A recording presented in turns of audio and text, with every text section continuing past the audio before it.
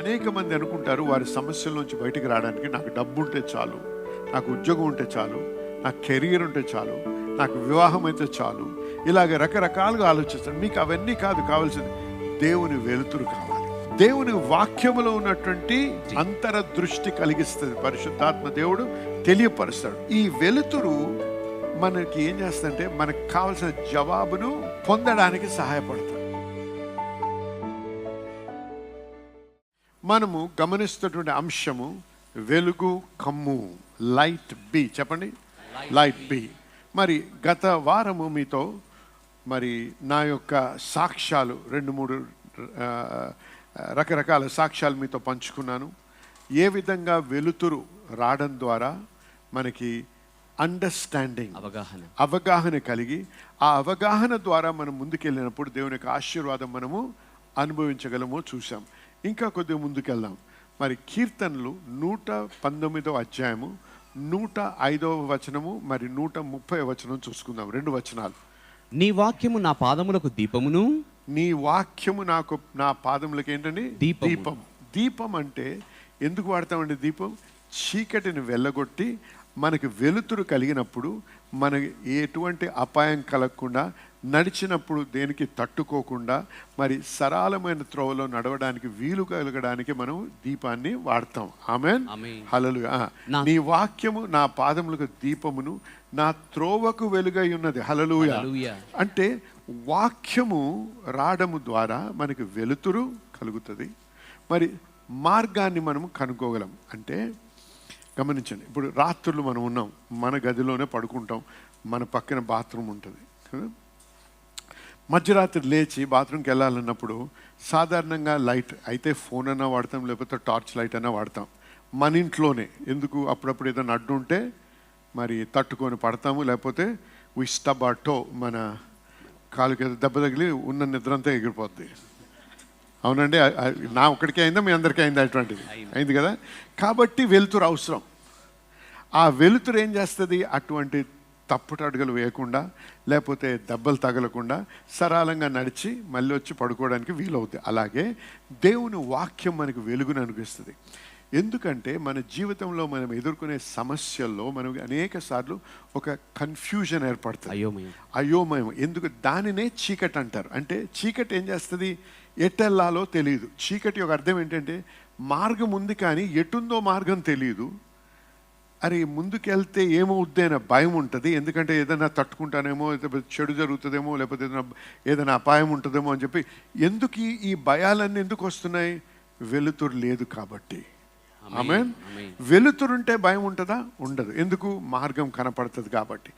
వాక్యం ఎటువంటిదంటే లోపల మనకి ఇన్సైట్ ఇస్తుంది. ఇన్సైట్ అంటే అంతరదృష్టి అంట. అది మనకి దేవుని వాక్యము ఆ వెలుతురుని కలిగించి ఇది త్రోవ, ఈ విధానంలో మనకి వెళ్ళాలి. అందుకే నేను గత వారం మీతో పంచుకుంటూ ఏం చెప్పాను? ఆర్థిక విషయాల్లో మరి ఎంతో కష్టంలో ఉన్నప్పుడు దేవుని యొక్క వాక్యమును గ్రహించి అవగాహన వచ్చింది. ఏంటి? విత్తుట కోయుటలో ఉన్నటువంటి గొప్ప ఆశీర్వాదం. అంతేకాదు, 10వ భాగం ఇచ్చుట ద్వారా ఏ విధమైన ఆశీర్వాదకరమైన జీవితం జీవించగలమో ఆ అవగాహన విన్నాను ఎన్నోసార్లు. కానీ ఆ ప్రత్యేకంగా ఎప్పుడైతే జాగ్రత్తగా విన్నానో పరిశుద్ధాత్ముడు ఆ వాక్యములో ఉన్నట్టుని స్విచ్ను ఆన్ చేశాడు. హల్లెలూయా. అప్పుడు వెళ్తూ బ్యాటరీ ఉండొచ్చు, టార్చ్ ఉండొచ్చు, స్విచ్ ఆన్ చేస్తే కానీ లైట్ రాదు, అంతే కదండి. అలాగే బైబిల్ ఉండొచ్చు, బైబిల్ చదవచ్చు, కానీ స్విచ్ ఆన్ చేసేది పరిశుద్ధాత్ముడు. మన ఆశ, మన తపనను బట్టి దేవుడు ఆ స్విచ్ను ఆన్ చేయగానే ఇది అన్నట్టు ఒక రకమైనటువంటి అవగాహన కలుగుతుంది. హల్లెలూయా, హల్లెలూయా.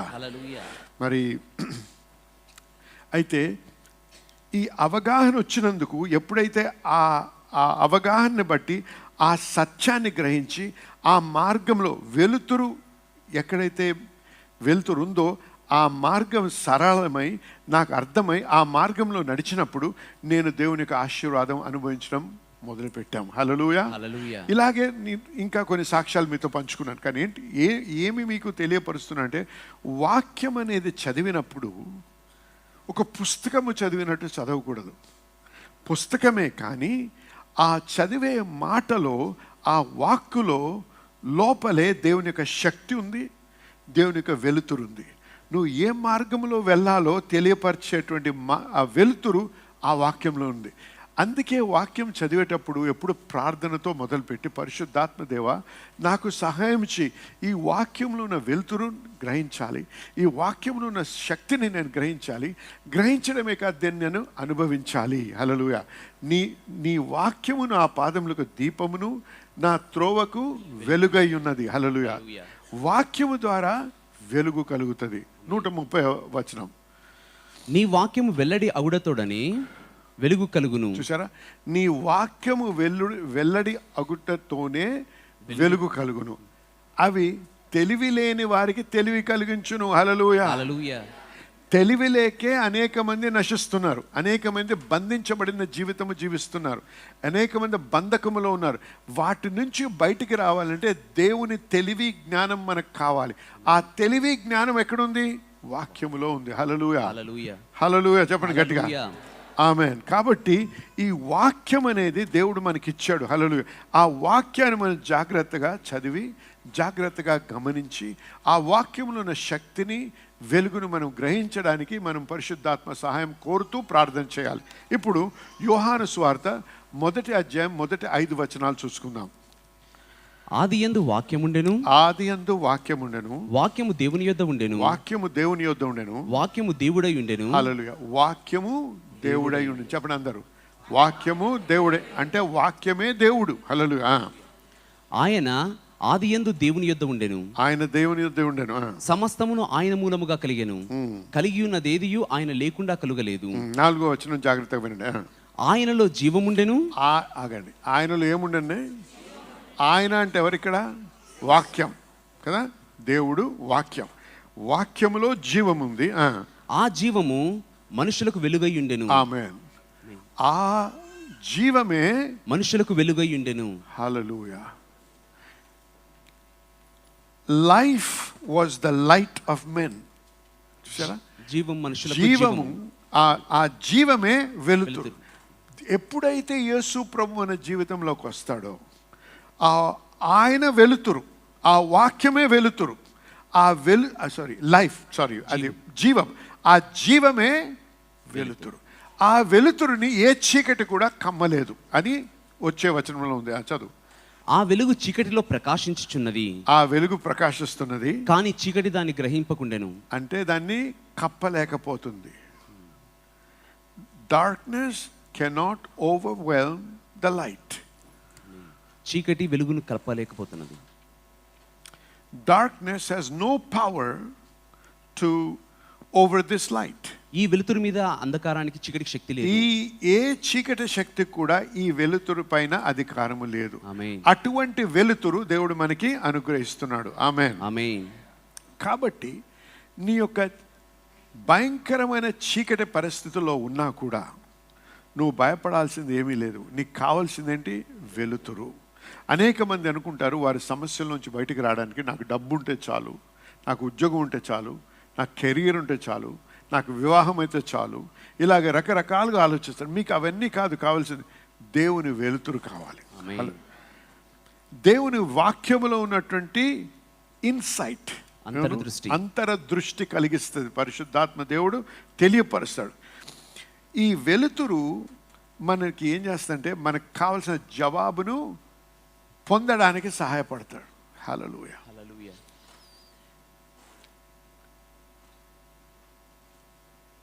ఇశ్రాయేల్ జనాంగాన్ని మోషే గారు నడిపిస్తూ ఉన్నారు.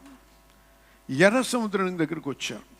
వచ్చినప్పుడు చూడండి, నిర్గమకాండము 14వ అధ్యాయం 12వ వచనం ఏమంటున్నారో వినండి. ఇక్కడ ఈ జనులు వీళ్ళందరూ కూడా దేవుని బిడ్డలు, అబ్రహాము సంతానం. అవునా అండి? అవునా కాదా? చెప్పండి. ఈ సంతానం అంతటికి కూడా ప్రభు వాగ్దానం ఇచ్చాడు. అబ్రహాముకి వాగ్దానం ఇచ్చాడు. ఏమని? వీరందరినీ కూడా సరి అయిన సమయంలో పాలు తేనెలు ప్రవహించే ప్రదేశానికి నడిపిస్తానని వాగ్దానం ఇచ్చాడు దేవుడు. ఆమేన్. నిబంధన కూడా చేశాడు. కానీ ఎప్పుడైతే ఇటువంటి ఆటంకము, గడ్డు పరిస్థితి ఏర్పడ్డదో, ఈ పరిస్థితి ఎటువంటిదంటే మార్గము కనపడనటువంటి పరిస్థితి. మనం బ్రతికే బయట పడతామా లేదా అనే అనుమానాన్ని సృష్టించే పరిస్థితి ఇది. వింటున్నారు కదా అందరూ? అయితే ఏమంటున్నారు చూడండి, మా జోలికి రావద్దు, ఐగుప్తీయులకు దాసులు మగుదుమని ఐగుప్తులో మేము నీతో చెప్పిన మాట ఇదే కదా. మేము ఈ అరణ్యమందు చచ్చుట కంటే ఐగుప్తీయులకు బానిసలు దాసులు మగుటయే మేలని చెప్పిరి. చూసారా, మేము ముందే చెప్పాం కదా మోషే గారు, ఎందుకు తెచ్చారు మమ్మల్ని ఇక్కడ? మరి ఇంకో వచనం చూసినట్టయితే చూడండి ఏమంటారు, అందుకు మోషే no where is it that says do we not have enough graves? 10th verse 11 చదువు. అంతట వారు మోషేతో ఏమన్నారు చూడండి, ఐగుప్తులో సమాధులు లేవని ఈ అరణ్యంలో చచ్చుటకు మమ్మల్ని రప్పించితివా మమ్మల్ని ఐగుప్తులో నుండి బయటకు రప్పించి మమ్మల్ని ఇట్లు చేయనేలా. చూసారా, వారు చూస్తుందంతా ఏంటి ఇక్కడ? మరణము. ముందుకెళ్ళిన మరణము, వెనక్కి తిరిగిన మరణమే. అర్థమవుతుంది అందరికీ? అటువంటి చీకటి పరిస్థితి, అటువంటి కన్ఫ్యూజన్, అయోమయమైన పరిస్థితి, అటువంటి పరిస్థితుల్లో వీళ్ళు ఎలా మాట్లాడుతున్నారు చూడండి. పరిస్థితుల్ని ఆధారపడి వాటి ద్వారా మాట్లాడుతున్నారు. ఏమి మర్చిపోయారు ఇక్కడ? దేవుని వాగ్దానాన్ని మర్చిపోయారు. దేవుడిచ్చినటువంటి వాగ్దానము, దేవుడు వారితో తమ దాసులతో మాట్లాడి ఏం చేస్తానో వాగ్దానం ఇచ్చాడు, అదంతా మర్చిపోయారు. ఇప్పుడు ఈ కన్ఫ్యూజన్లో ఎక్కడైతే ఉన్నారో, ఈ అయోమయమైన పరిస్థితిలో వారికి చీకటి ఉంది. ఈ చీకటిలో వాళ్ళకి కావాల్సిందేంటి? వెలుతురు కావాలి. ఎందుకంటే మార్గము లేని దగ్గర మార్గాన్ని సృష్టించే దేవుడు మన దేవుడు. దేవునికి అసాధ్యమైంది ఏదీ లేదని నీకు నాకు తెలుసు. కానీ అటువంటి పరిస్థితి ఏర్పడినప్పుడు నువ్వేం చేస్తున్నావు?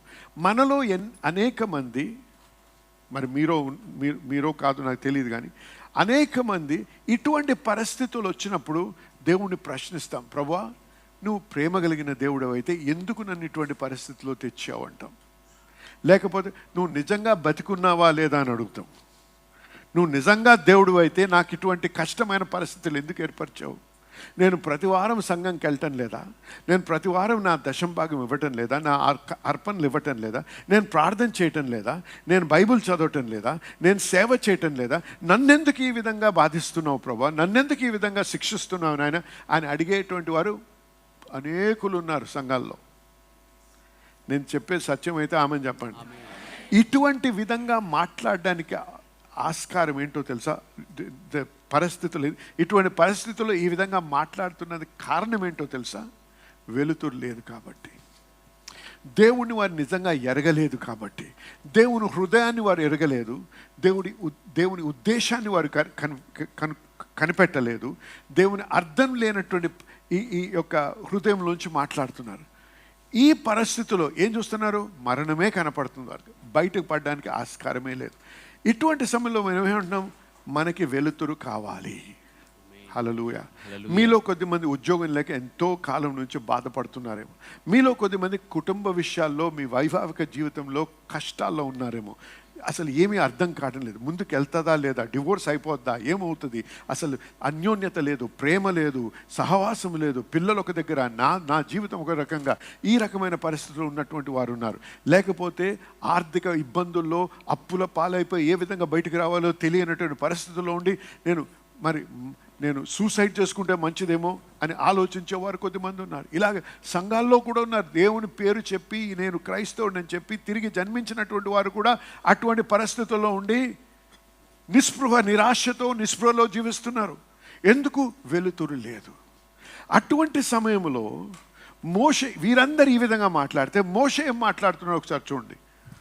మోషే, భయపడకుడి, యెహోవా మీకు నేడు కలుగచేయు రక్షణను మీరు ఊరక నిలిచియుండి చూడుడి. యెహోవా మీకు కలిగించే రక్షణని మీరు ఊరుకొని ఉండి చూడుడి అంటున్నాడు. హల్లెలూయా. ఆగండి, ఎక్కడ కూడా వాక్యంలో దేవుడు మోషేతో ఈ సమయంలో మాట్లాడడం లేదు. కానీ మోషేకున్న అవగాహన, మోషేకున్న వెలుతురు, మోషేకున్నటువంటి అనుభవం దేవునితో, హల్లెలూయా, ఆయన హృదయం దేని మీద ఆధారపడి ఉంది? సమస్యల మీదనా, పరిస్థితుల్ని బట్ట, లేకపోతే ఎదుర్కొనేటువంటి సమస్యలు, ఎదుర్కొనే శత్రువుల మీద ఉందా ఆయన దృష్టి కాదు. దేవుడు మాట్లాడిన మాట మీద, ఆ మాటే దేవుని మాట వెలుతురుని కలిగిస్తుంది. హల్లెలూయా. మాట, దేవుని మాట వెలుతురుని సృష్టిస్తుంది. హల్లెలూయా. కాబట్టి ఏమీ తెలియదు మోషేకి, కానీ ఒకటి తెలుసు, ఏంటి? నా దేవుడు నాకు సహాయం చేస్తాడు, నాకు విడుదల కలిగిస్తాడు. నాకే కాదు, ఈ జనం అందరినీ కూడా విడిపించే దేవుడు నా దేవుడు. హల్లెలూయా. ఆ నిశ్చయత మన హృదయంలో ఉండాలి. ఆ వాక్యము ఎంతగా రూఢిగా స్థాపించబడి ఉండాలంటే, లోకములో ఏమవుతున్నా నువ్వు చెదరకూడదు, బెదరకూడదు. హల్లెలూయా. నీ పక్కన 1000 మంది కూలొచ్చు, నీ కుడి పక్కన 10,000 మంది కూలొచ్చు, కానీ అది నా యొద్దకి రాదు. అపాయం నా యొద్దకి. ఆ నిశ్చయ అందరికీ బట్టిగా వచ్చు మనకి, కానీ అనుభవపూర్వకంగా మాట్లాడగలవా? నువ్వు ఆ విధంగా నీ దేవుని గ్రహించావా? ఎప్పుడైతే ఈ వాక్యము నీ హృదయంలో ఆ రూటిగా స్థిరపరచబడి అవగాహనతో స్థిరపరచబడుతుందో, అప్పుడు నువ్వు, ఎందుకు ఆ వాక్యంలో వెలుతురు నీకు బయలుపరచబడ్డది కాబట్టి ఏ రకమైన భయము లేకుండా నువ్వు జీవించగలవు. హల్లెలూయా. ఎంతమంది అండి కోవిడ్ వచ్చిన సమయంలో భయముతో చనిపోయిన వారు ఎంతమంది ఉన్నారు? అనేకులు, వేల వేల వేల వేల మంది జబ్బుతో చనిపోలేదు, భయానతో చనిపోయారు. ఎందుకు? అయ్య బాబోయ్, నాకు వచ్చేస్తుందేమో, నేను అయిపోతానేమో, నేను చనిపోతానేమో, ఈ తలంపులతోనే. ఏదైనా ఒక్కసారి దగ్గగానే ఆ కోవిడ్ వచ్చేసింది, తుమ్మగానే కోవిడ్ వచ్చేసింది, నేను చచ్చిపోతానేమో అని చచ్చిపోయారు కూడా. చూసారా? భయం ఎప్పుడు కలుగుతుంది? వెలుతురు లేనప్పుడు. నాకు వెలుతురుండి మార్గం కనపడితే నాకు భయం ఉంటుందా? ఉండదు. ఆ మార్గము కనపడాలంటే నీకు కావాల్సింది వెలుతురు ఎక్కడుంది? దేవుని వాక్యములో ఉంది. హల్లెలూయా. ఇటువంటి సమయంలో మోషే ఈ విధంగా మాట్లాడిన కారణం ఏంటి? ఆయనకి ఎలా తీసుకెళ్తాడో తెలియదు. ఎందుకంటే దాని తర్వాత వచనంలో దేవుడు మాట్లాడుతున్నాడు ఆయనతో, ఏం చెయ్యాలో, ఎలా వారిని ముందుకు తీసుకెళ్లాలో అప్పుడు చెప్తున్నాడు దేవుడు. కానీ అంతకుముందు చెప్పలేదు. కానీ ఒక మాట అన్నాడు, మీరు ఏ ఐగుప్తులనైతే ఈ రోజు చూస్తున్నారో వారిని ఇంకెమ్మడో చూడని అన్నారు. హల్లెలూయా. హల్లెలూయా. దయచేసి వినండి, ప్రతి ఒక్కరం కూడా మన జీవితంలో ఏదో సమయంలో దేవుని నమ్మిన వారు, దేవుని నమ్మనటువంటి వారు, తిరిగి జన్మించినటువంటి వారు, హల్లెలూయా, పరిశుద్ధాత్మతో నింపబడ్డవారు, నింపుదల లేనటువంటి వారు, ప్రతి ఒక్కరు కూడా ఒక అపాయకరమైన దినం ఉంటుంది. ఒకటి కాదు, అనేక సార్లు రావచ్చు. ఎఫెసీయులకు రాసిన పత్రిక 6వ అధ్యాయము, you know what that is, right? First సర్వీస్లో ఇచ్చారు కదా, అది చూపించండి. Ephesians chapter 6.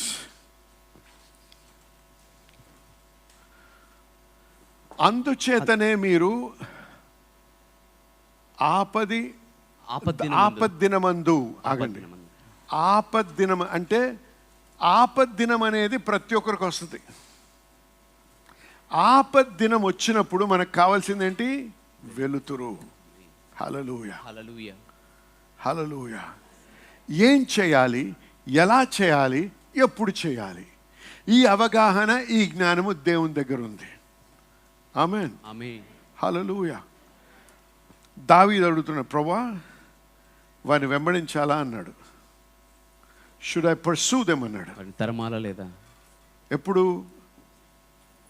ఎప్పుడైతే వారు వచ్చి భార్య బిడ్డలందరినీ తీసుకెళ్ళి, అదేంటి మన జిక్లాగ్ అనే స్థలంలో వారందరినీ తీసుకెళ్ళిపోయి అన్ని మంట పెట్టినప్పుడు, కాల్ చేసినప్పుడు, వారు తన సైనికులే ఆయన్ని చంపాలని ఉద్దేశించారు రాళ్లతో. అటువంటి సమయంలో మరి తన్ను తాను ఎంకరేజ్ చేసుకొని, ప్రోత్సహించుకొని దేవుని దగ్గర ఎంక్వైర్ చేస్తున్నాడు. ప్రభా ఏమి చేయాలి, నేను ఏం చేయాలో నాకు తెలియదు, కానీ నాకు కావాల్సింది వెలుతురు. కాబట్టి ప్రభా వారిని వెంబడించాలా అన్నాడు. ప్రభు ఏమన్నాడు? పర్సూ దెమ్ అన్నాడు. చూసారా? ఎప్పుడైతే ఆ మాట వచ్చిందో ఏమవుతుందో తెలుసా మీకు? అవగాహన వచ్చి వెలుతురు వచ్చినప్పుడు ధైర్యం వస్తుంది. ఎంతవరకైతే వెలుతురు రాదో అంతవరకు మీకు భయం ఉంటుంది. కానీ అవగాహన వచ్చినప్పుడు, ఆ వెలుతురు వచ్చినప్పుడు ఒక రకమైనటువంటి ధైర్యాన్ని దేవుడు సృష్టిస్తాడు. హల్లెలూయా. విశ్వాసం అనేది ఏంటండి? అటువంటి నిబ్బరము. విశ్వాసం అంటే దృఢమైనటువంటి నిబ్బరము, నిశ్చయత. ఇది దేని ద్వారా వస్తుంది? వాక్యము ద్వారా. వాక్యము వినుట ద్వారా ఏమవుతుందంటే వాక్యములో ఉన్న శక్తి, వాక్యంలో ఉన్న వెలుతురు వెల్లడై ఆ వెలుతురు నీకు ఆ నిశ్చయతను, ఆ బలాన్ని నీకు కలిగిస్తుంది. హల్లెలూయా, హల్లెలూయా. అందుకే వాక్యము ధ్యానించాలి, దివారాత్రములు ధ్యానించాలి. దివారాత్రము ధ్యానించమని ప్రభువు చెప్తున్నాడు. ఎందుకు చూడండి, ఇక్కడ ఎరుకో ఒకటే కాదు, ఆ రాజ్యం అంతటా, కానాన్ దేశం అంతటా కూడా అనేక మంది జాయింట్స్, యోధులు, నెఫీలియులు ఉన్నారు. మరి పెద్ద పెద్ద పట్టణాలు ఉన్నాయి. వీటన్నిటినీ చూస్తే చాలు భయం పుడుతుంది. అర్థమైందా? ఎందుకంటే వారు ఆజానుబాహులు, వాళ్ళు చూడడానికే తలెత్తి చూడాలి, అంతంత ఎత్తు, అంత పెద్ద శరీరం. అటువంటి వారిని ఎదిరించి వారిని జయించాలంటే సహజంగా ఈ మనసుతో ఆలోచిస్తే ఇది అసంభవము.